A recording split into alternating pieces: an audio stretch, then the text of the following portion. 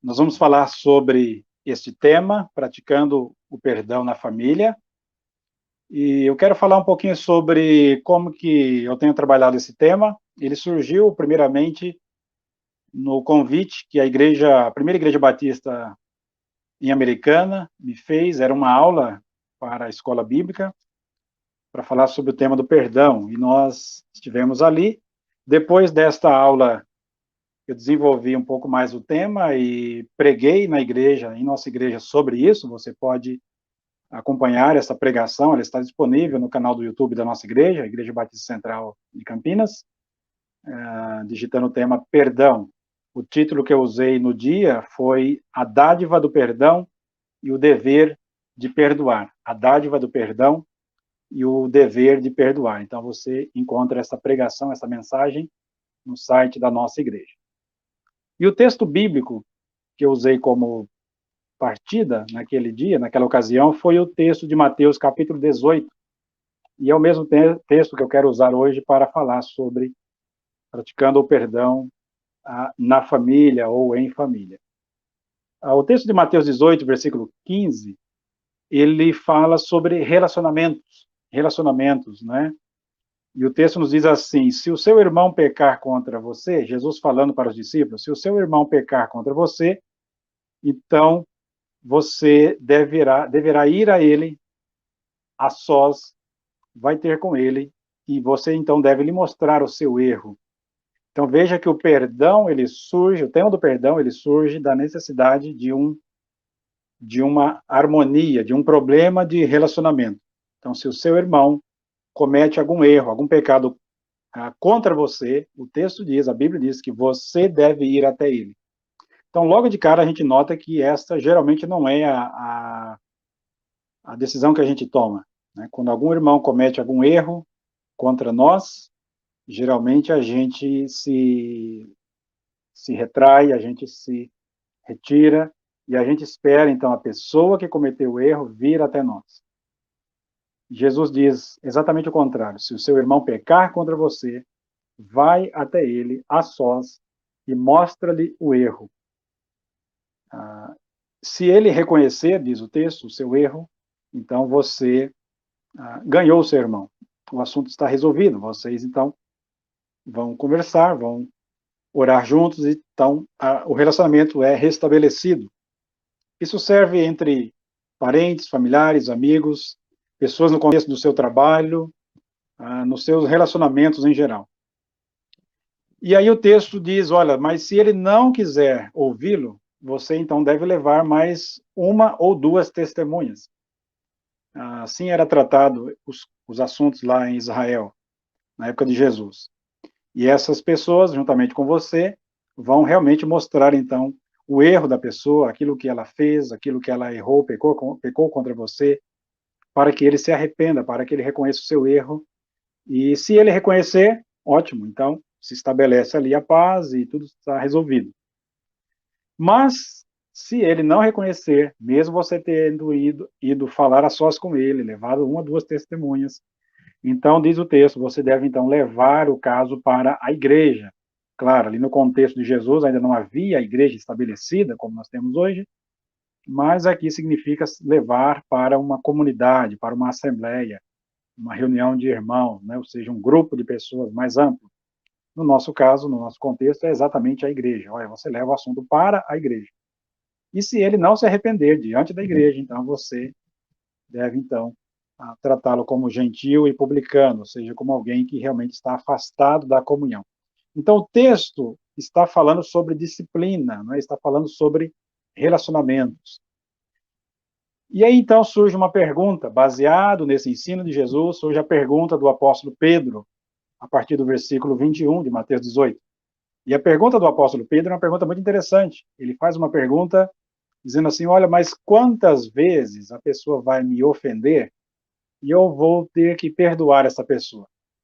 Então, é interessante que quando tratamos sobre perdão, quando falamos sobre esse assunto, nós somos extremamente mesquinhos, egoístas, porque perdoar não é uma ação natural do ser humano. Né? Perdoar, guarde essa frase, perdoar não é uma ação natural do ser humano. Então o apóstolo Pedro, no verso 21, diz assim, então Pedro, aproximando-se de Jesus, perguntou, Senhor, quantas vezes pecará o meu irmão e eu devo lhe perdoar? Até 7 vezes? E a pergunta de Pedro é interessante, até 7 vezes, porque o comum na época era perdoar no máximo 3 vezes.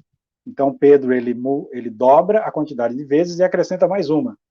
Então se a média era 3, geralmente se perdoava 3, ele coloca 6 e coloca mais uma. Jesus então responde para Pedro aquela frase clássica dizendo, olha, não te digo que até 7, mas até 70 vezes 7. Ou seja, quando se trata de perdão, o perdão é algo infinito, é algo que você sempre deve conceder o perdão. E aí surge realmente uma questão difícil, mas, Senhor, isso é complicado, isso não é fácil, porque como que eu vou perdoar? Como que a pessoa vai cometer um erro, um pecado, algo tão grave contra mim, e eu vou lhe perdoar, se realmente ele se mostrar arrependido?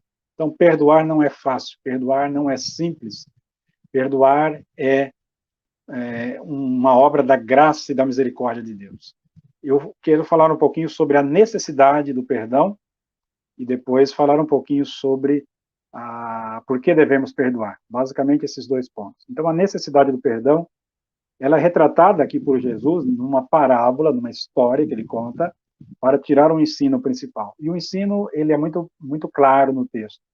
Jesus conta a história de um rei, né, que chamou os seus empregados, os seus servos, e começou a ajustar contas com eles. E o texto diz que chegou diante do rei um escravo, um servo, que lhe devia 10.000 talentos.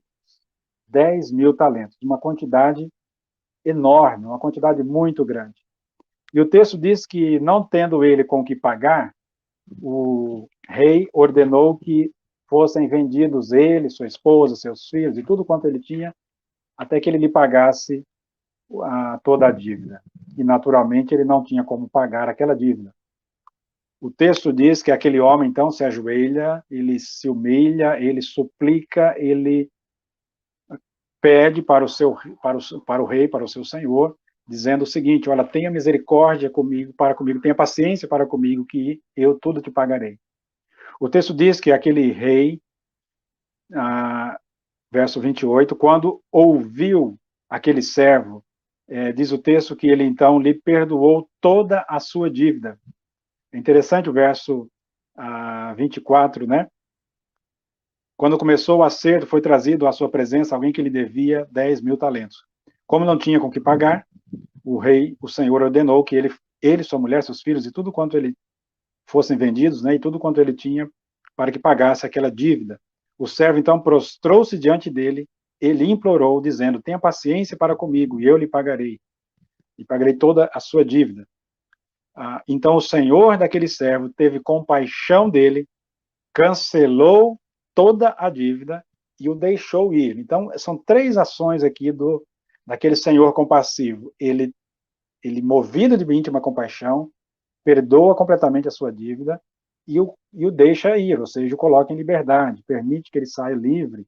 Então, você consegue ver a questão do perdão, alguém que devia uma quantidade imensa, uma dívida impagável. É importante você saber que 10.000 talentos, um talento equivale a 35 quilos de ouro. Então, 10.000 talentos é igual a 350 quilos de ouro. É muita coisa, é muita coisa. Jesus está usando aqui de um exagero, de uma hipérbole, para mostrar que todos nós temos uma dívida infinita diante de Deus, impagável. Aquele servo precisaria trabalhar 150.000 anos para que ele pudesse pagar aquela dívida, ou seja, é impossível, né? 150.000 anos, não tem como, é impossível, uma dívida impagável.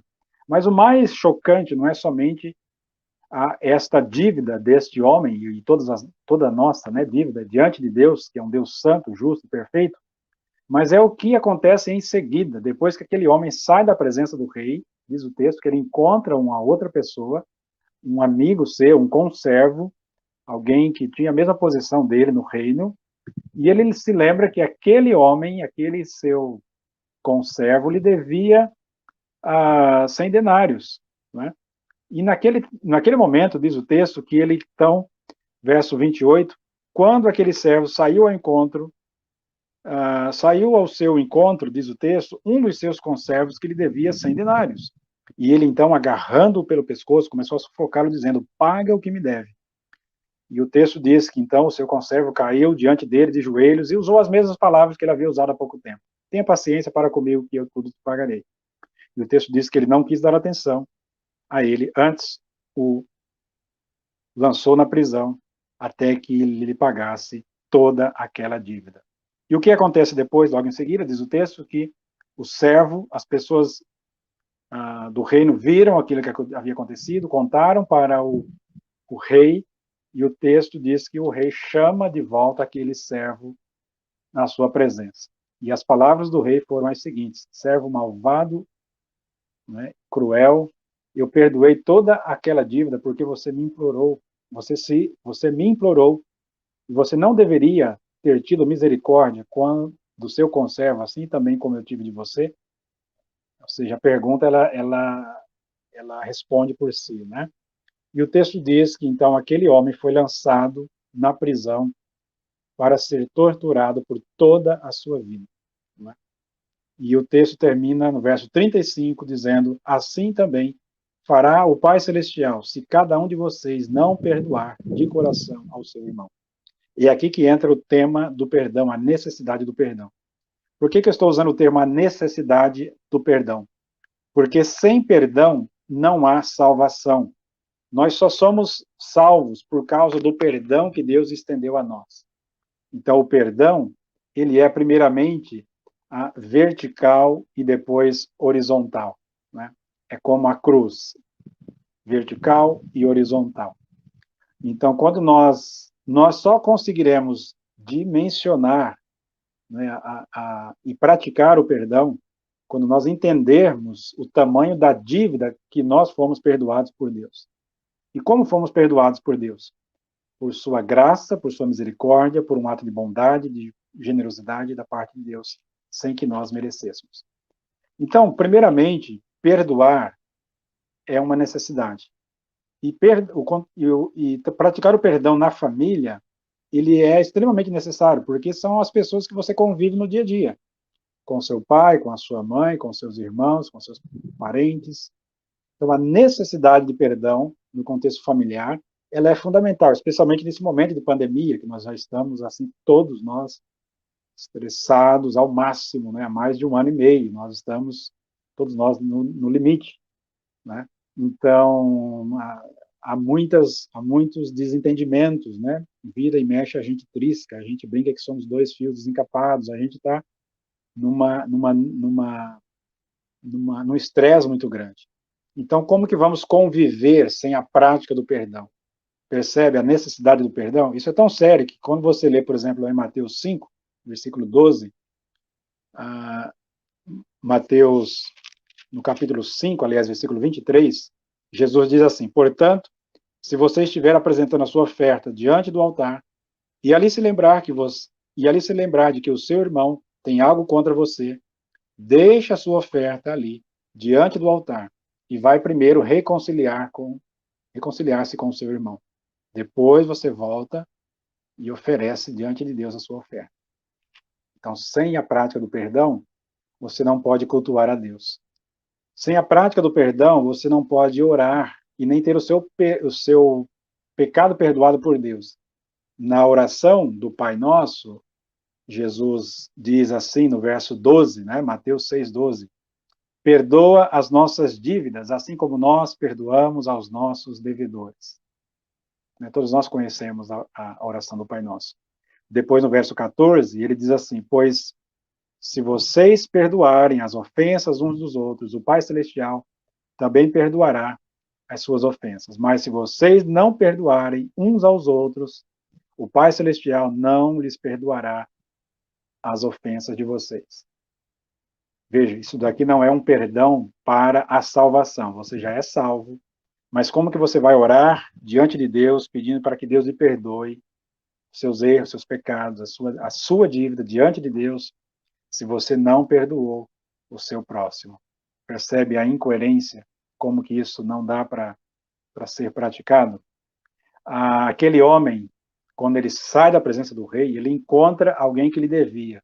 E ele vai diante daquela pessoa e começa a lhe cobrar a sua dívida. Isso mostra de que ele realmente não tem a menor noção, né, do tamanho da dívida que ele tinha sido perdoado. 10.000 talentos, 350 mil quilos de ouro, teria que trabalhar 150 mil anos. E aquele homem, amigo, conhecido seu, lhe devia 100 denários. 100 denários são 3 meses de trabalho. Vamos arredondar aí para R$ 1.100, né? Seria equivalente a um salário mínimo. R$ 3.000, R$ 3.300 era a dívida daquele homem. E ele não quis, por mais que ele suplicasse, que ele se humilhasse diante dele, e ele diz, não, você precisa me pagar o que der. Então, o que Jesus está mostrando para nós com essa parábola? De que só está capacitado a perdoar aquele que foi perdoado. Aquele que entendeu a dimensão do perdão de Deus. Né? E a pergunta, por que perdoar? Porque sem o perdão nós não conseguimos nos relacionar. Né? Perdão significa dívida paga. Né? O que significa perdoar? Perdoar é não cobrar uma dívida que eu tenho direito de cobrá-la. A gente brinca que perdão é uma perda grande, né? Uma perda grande, um perdão. Então, alguém lhe deve algo e você, então, vai e abre mão daquele seu direito de cobrar aquilo e você, então, perdoa. Sempre que o perdão é exercido, alguém sai, entre aspas, perdendo, né? Você abre mão do seu direito em prol do outro, por amor ao outro. É isso que a Bíblia diz. A Bíblia diz em Efésios 5:1 que nós devemos ser imitadores, diz Paulo, né? Sejam meus imitadores, como eu sou de Cristo, né? Vivam em amor, pratiquem o perdão. A Bíblia vai falar muito sobre perdão. Um dos exemplos mais interessantes do perdão em família é lá de Gênesis, capítulo 50, da história de José. Você conhece a história? José e os seus irmãos, contexto ali familiar muito interessante. Os irmãos de José estão amedrontados porque o pai deles veio a falecer, né? E agora José está como a gente brinca, está com a faca e o queijo na mão, e ele vai, então, exercer toda a sua raiva, o seu ódio, a sua ira contra os seus irmãos que fizeram aquelas injustiças contra ele. O texto diz lá em Gênesis 50:15, é um texto muito bonito, eu quero ler para você. Diz assim: vendo os irmãos de José que o seu pai havia morrido, disseram entre eles: e se José tiver rancor contra nós e resolver retribuir todo o mal que nós lhe causamos? Então, mandaram um recado para José, dizendo: olha, antes de morrer, o seu pai nos ordenou o seguinte, que te disséssemos o seguinte: peço-lhe que perdoe os erros e os pecados dos seus irmãos. Então, eles falando o que Jacó supostamente teria dito para que eles falassem isso para José. Peço-lhe que perdoe os erros e os pecados dos seus irmãos, que não foram poucos, porque eles lhe trataram com maldade. Olha a palavra, maldade. Fizeram muito mal contra você, José. Agora, pois, perdoa os pecados dos teus servos, dos servos dos deuses de teu pai. E quando recebeu a notícia, José chorou. É como se tivesse aqui uma reticência, né? Não foi automático. José falou, que legal, vou perdoar vocês. Isso demorou um pouquinho, a gente não sabe quanto tempo, mas José, ele ouve essa palavra, ele se retira, ele ama os seus irmãos, apesar de todo o mal que eles fizeram contra ele. E provavelmente José foi pensar, foi orar, foi considerar. E aí o texto diz: depois vieram os seus irmãos e prostraram-se diante dele, de José, e disseram: aqui estamos, nós somos os teus escravos. E eles achavam que José iria agora exercer o juízo, a justiça merecida sobre eles. E o texto diz, agora é a parte mais linda do texto, verso 19. José, porém, lhes disse: não tenham medo. Porventura estaria eu no lugar de Deus para exercer juízo sobre vocês? vocês planejaram o mal contra mim, mas Deus, que está acima de todas as circunstâncias, que é soberano, tornou a maldade e o intento de vocês em bem. Deus estava me forjando. Desde o momento que eu fui injustiçado, quase morto por vocês, vendido como um objeto, um escravo para os midianitas, vim parar no Egito, depois fui para a prisão, para a cadeia. Todo esse sofrimento, José entende que Deus estava forjando o seu caráter.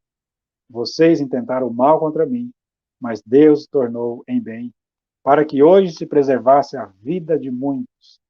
E agora José diz assim: por isso, não tenham medo. Eu sustentarei vocês e os seus filhos, ainda que vocês não mereçam, porque o perdão não é por merecimento. Perdão é um ato de bondade, de generosidade, de graça daquele que já foi alcançado pela graça e pela misericórdia de Deus. Assim José os tranquilizou e lhes falou amavelmente. Eu gosto da tradução que diz assim: e lhes falou ao coração.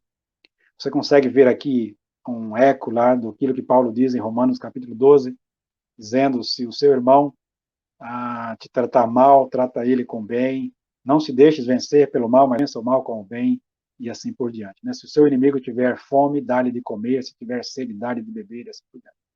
Mesmo que você tenha sido injustiçado por alguém da sua família, mesmo que você tenha sido talvez até violentado por alguém da sua família, você pode perdoar essa pessoa, perdoar, exercer o perdão para essa pessoa. Um exemplo bem prático para a gente finalizar e caminhar para as perguntas. Uma mulher, durante a Segunda Guerra Mundial, ela foi extremamente violentada, injustiçada, foi levada para um campo de concentração nazista, a sua irmã foi levada para ser exterminada, né, na câmara de gás, e todo aquele horror da Segunda Guerra Mundial que a gente vê muito em filmes, né? E depois, pela misericórdia de Deus, ela foi salva, ela sobreviveu. Depois, essa irmã, chamada Corrie ten Boom, é muito conhecido o livro dela, O Refúgio Secreto, ela estava numa igreja lá na Europa, dando seu testemunho, ela ia nas igrejas dando seu testemunho, e eis que entra, então, naquela igreja, naquela noite, naquele culto, um soldado nazista, um dos soldados nazistas que estavam lá, fazendo toda aquela atrocidade contra ela, contra sua irmã e tudo aquilo ali. E naquele momento ela para e ela não consegue encará-lo, e naquele momento o Espírito Santo de Deus diz para ela: olha, perdoe essa pessoa, perdoe essa pessoa. E ela termina então de falar e dar o seu testemunho, e ela vai até ali, aquela pessoa, e ela o cumprimenta, e ela diz: eu lhe perdoo por todo o mal que você fez. Eu sei que falando assim parece, às vezes a pessoa pode falar: poxa, pastor, mas isso daí parece coisa assim de filme, isso é uma coisa que não é real, né? Mas você pode viver isso, você pode vivenciar isso, isso pode ser uma prática para você, né? A pergunta que muitos fazem: eu não consigo perdoar, pastor. Eu sei que é legal, perdão é o tema mais fácil de se pregar, mas o mais difícil de praticar. Eu concordo com você, não é fácil, é difícil. Eu também tenho dificuldades de perdoar, de pedir perdão, né? Porque nós temos aqui duas situações: ou você foi o agressor, ou você foi o agredido, né? O ofendido. Então nós temos o ofensor e temos o ofendido. Temos as duas partes, o ofensor e o ofendido. Então, se você foi o ofensor, você precisa ir e pedir perdão para aquela pessoa. Mas se você foi o ofendido, você então deve perdoar aquela pessoa. E assim por diante. Então, eu não consigo perdoar. Por que eu não consigo perdoar? Existem vários motivos. Eu vou citar apenas alguns. O primeiro deles, provavelmente eu ainda não fui alcançado pelo perdão maravilhoso de Deus. Eu não tenho tempo aqui para ler os versículos que falam sobre o perdão de Deus. Existem muitos. Na pregação eu explorei mais um pouco sobre isso. Um Deus que é generoso, gracioso, amoroso, que perdoa, que apaga os nossos pecados e não se lembra mais, que lança nas profundezas do mar. E assim, existem vários versículos. Existem outras pessoas que dizem assim: olha, eu perdoo, mas eu não esqueço. Eu fico sempre remoendo, relembrando. Então, você precisa trabalhar a questão do perdão. O perdão, é claro, ninguém vai esquecer completamente, mas você também não precisa estar lembrando diariamente, não é? É como se você tivesse uma cicatriz, né? Eu tenho uma lembrança, por exemplo, do dia que eu fui assaltado. Isso faz mais de 20 anos. Então, eu não fico lembrando disso. Eu nunca vou esquecer aquele dia horrível. Um domingo de manhã, 8 horas da manhã, em frente da igreja. Aquilo marcou a minha vida para o resto da vida, né? Então, mas eu não fico lembrando. Estou lembrando disso agora porque estou dando essa ilustração. Então é isso, você não precisa ficar relembrando, remoendo. Uma vez que a pessoa pede perdão, uma vez que você pede perdão para essa pessoa, o perdão significa desfazer, apagar aquilo, esquecer aquilo, não ficar trazendo à tona, não ficar remoendo. Seja você o ofensor, ou seja você aquele que foi ofendido, né? Então, provavelmente porque eu ainda não entendi a dimensão do perdão de Deus, o tamanho da minha dívida, como vimos na parábola que Jesus contou, ou talvez por causa do meu orgulho. Eu sou muito orgulhoso e eu não consigo ir lá e pedir perdão para aquela pessoa. Eu vou precisar, talvez, de ajuda de um conselheiro, de um pastor, de um mediador, de um pacificador, para ir lá e pedir perdão para aquela pessoa que eu ofendi. Uma outra questão, talvez por causa do legalismo, por causa do moralismo e assim por diante. Existem muitas questões. O tema ele é muito extenso, ele é muito abrangente, né? Os textos que falam sobre perdão como mandamento, eu quero ler apenas dois para a gente concluir essa primeira parte. O primeiro deles está em Efésios capítulo 4, verso 32, e diz assim: sejam bondosos e compassivos uns para com os outros, perdoando-se mutuamente, assim como Deus os perdoou em Cristo. Veja que a medida do perdão é assim como Deus nos perdoou em Cristo. E como que Deus nos perdoou em Cristo? Sem que nós merecêssemos, sem que nós pudéssemos retribuir algo para Deus. Deus nos amou, ainda sendo nós ainda pecadores, nós não merecíamos, foi um ato de bondade, de generosidade e de graça de Deus. E Colossenses capítulo 3 é o segundo texto que fala sobre perdão, no versículo 12, né, e 13. Portanto, como povo escolhido de Deus, santo e amado, revistam-se de profunda compaixão, bondade, humildade, mansidão e paciência, suportando-se uns aos outros, perdoando-se mutuamente. Perdoem as queixas que tiverem uns contra os outros. Perdoem, assim como Deus lhes perdoou em Cristo. Acima de tudo, esteja o amor, que é o vínculo da perfeição, e assim por diante. Então, o perdão na Bíblia é um mandamento, não é uma opção. A Bíblia manda você perdoar. Não é uma escolha, é um mandamento. Muita gente diz assim, mas eu não sinto que eu devo perdoar aquela pessoa. Perdão não é uma questão de sentimento, é uma questão de obediência. Uma vez que eu fui perdoado, eu preciso perdoar. Porque isso é uma evidência de que eu fui salvo, regenerado, transformado pela graça de Deus. Não estou dizendo que seja fácil, não é? Eu fiz aqui uma anotação muito interessante, que é através do poder do Evangelho que nós conseguimos perdoar. Não é uma ação natural do ser humano. O Evangelho é uma mensagem daquilo que Deus já fez por nós, nos perdoando em Cristo. E o Evangelho também é poder de Deus que nos capacita a amar e perdoar aquela pessoa que não merece. Perdão não é uma questão de merecimento, não é uma questão de mérito, é uma questão de generosidade, de graça, de perdão e de misericórdia, né?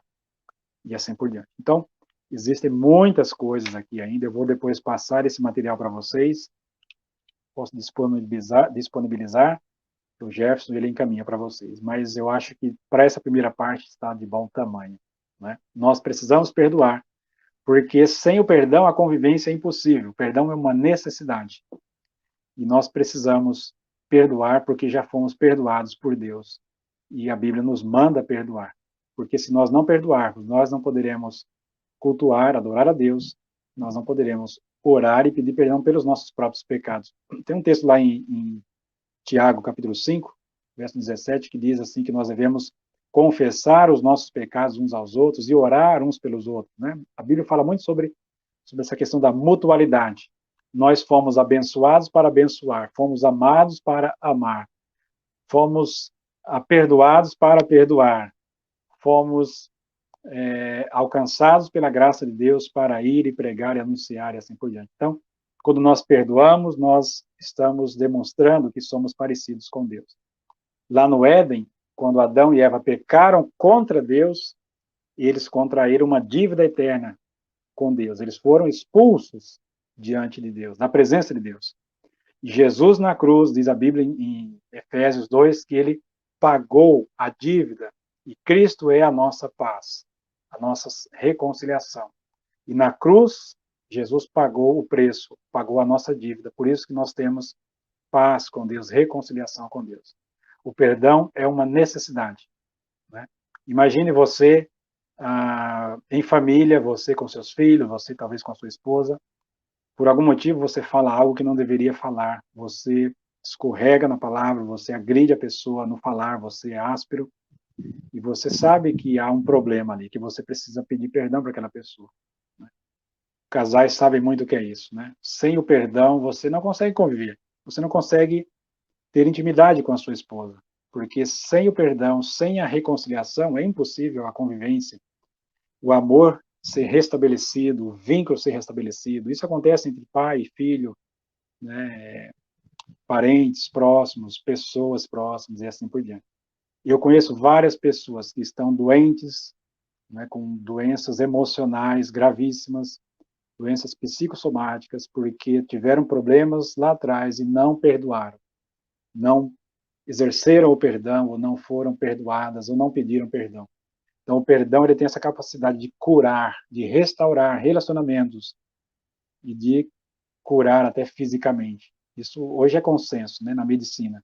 Pessoas que estão internadas relatam isso, né, que muitas delas estão ali num leito de morte e elas pedem para algum parente próximo virem até elas para que elas possam pedir perdão de alguma coisa e assim por diante.